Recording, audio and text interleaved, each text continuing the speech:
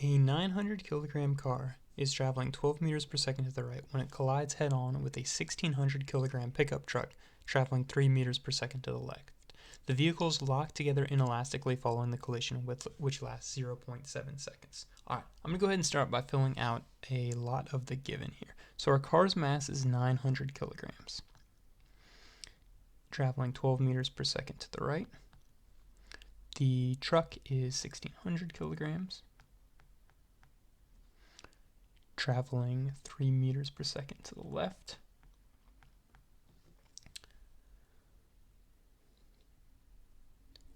By the way, you may be, if you're using scalar notation, you won't put these negatives on, so just watch out for that. Alright, the collision lasts 0.7 seconds.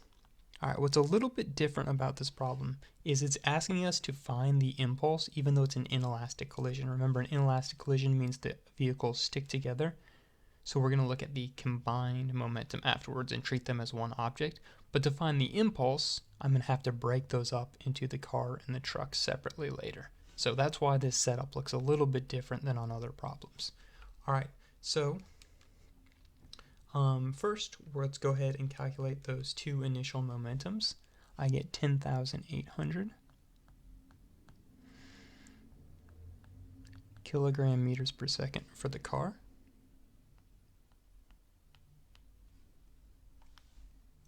Oh, my bad.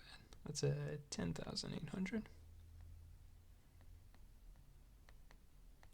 kilogram meters per second. And for the truck,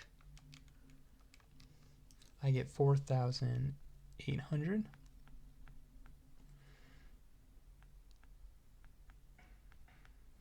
Alright, so, and again, if you're using scalar mode, you won't enter those negatives. It won't let you. Alright, so then we find the combined momentum. So I'm going to take those two and combine them together.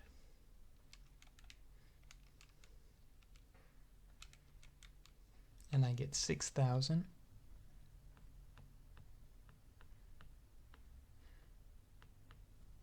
The mass is the combined mass, so it's 2,500 kilograms. I added the mass of the car and the truck together. And then I can divide to get the velocity of 2.4 meters per second. Alright, which gives me my next couple answers. And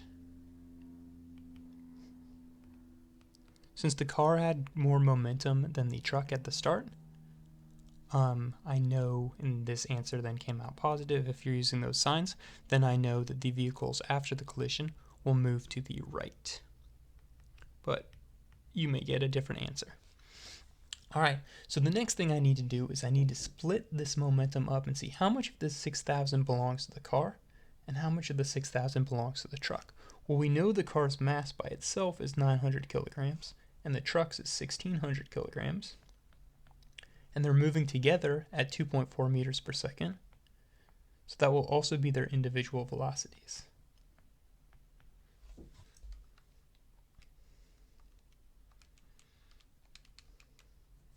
So I get 2160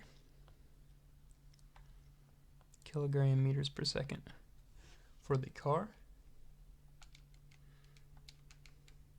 and 3840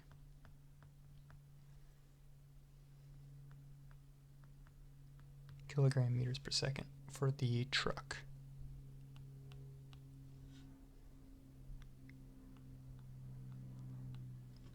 Alright, so next we need to figure out the impulse. So remember, to figure out the impulse, we can look at the individual momentum of the car or the individual momentum of the truck and see how much it changed. Be careful if it changed directions. Alright, looking at either one of those, I'm going to get 8640. And those units are kilogram meters per second, which is equivalent to Newton's time seconds. Then I can take that, divide by the time interval.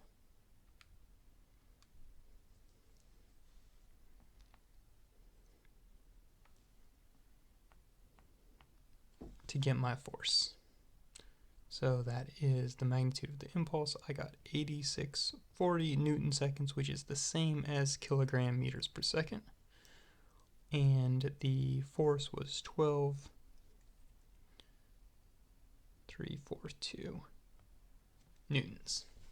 All right, let's go ahead and take a look at the next problem. So in this problem, I have a 900 kilogram car traveling east at 14 meters per second collides with another car traveling 800 kilograms traveling to the north at 12 meters per second. So remember, a velocity is a vector. So I'm going to represent it as arrows. This is a two-dimensional problem. And so anytime we have objects traveling diagonally, like they will after the collision here, we need to draw this momentum triangle. So this is what's new in a lot of these challenge problems. All right, let's go ahead and start filling out some given. So car A is 900 kilograms. And car B is 800 kilograms. And we have their velocities.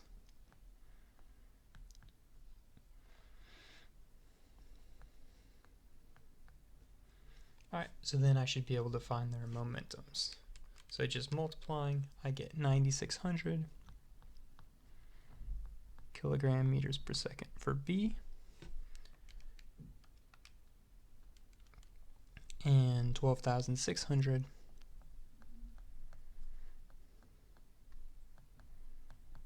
for A.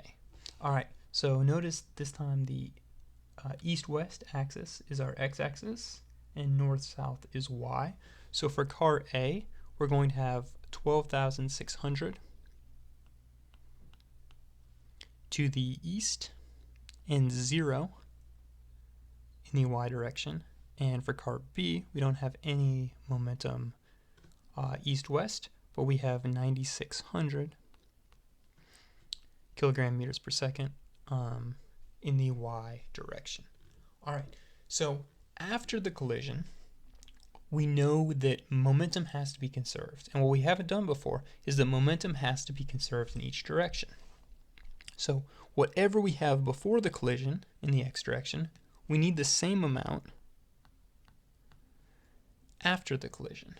And whatever we have in the y direction, we need the same amount after the collision. So the chart's pretty easy to fill in, but then over here, make sure you're careful.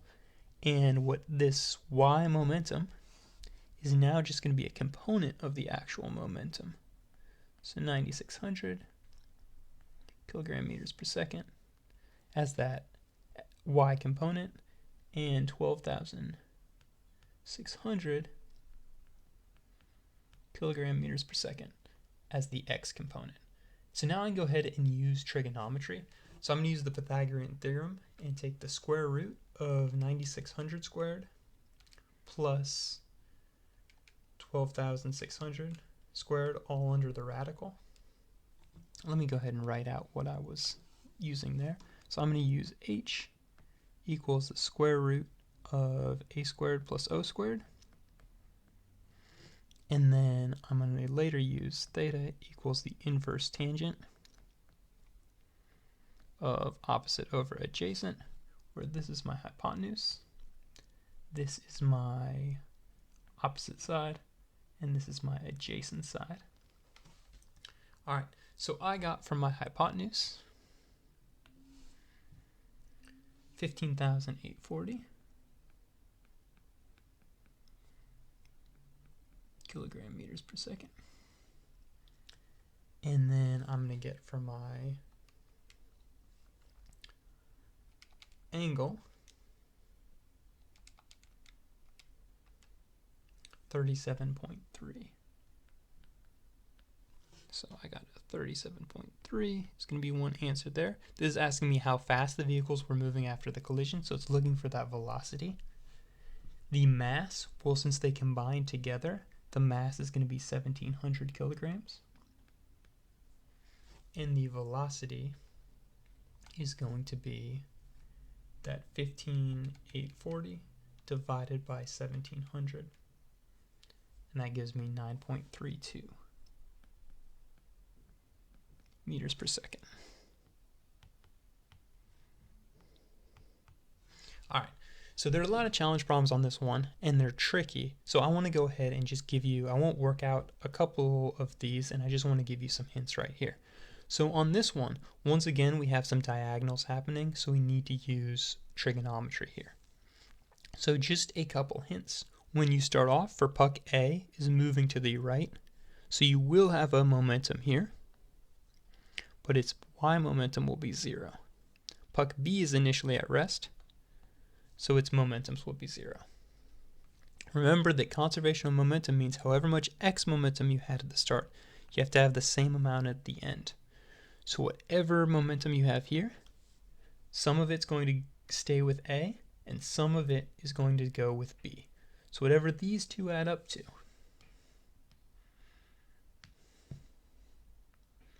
you need the same amount of initial x as you have final x. Now this next part's a little bit tricky, is that in the y direction, we start out with no y momentum.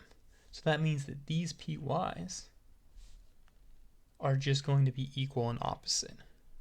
Once you've got that, you can just use the trigonometry and work out your answers from there. All right, let's go ahead and take a look at the next one. So the next one, again, is a two-dimensional two-dimensional momentum problem.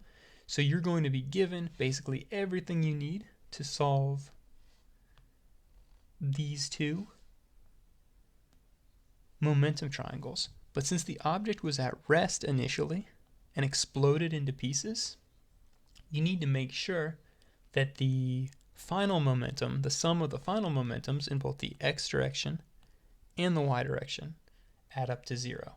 So we don't know which way this third piece would go, and based on how the problem's written, it could end up really going in any direction. But look at the difference between this px and this px.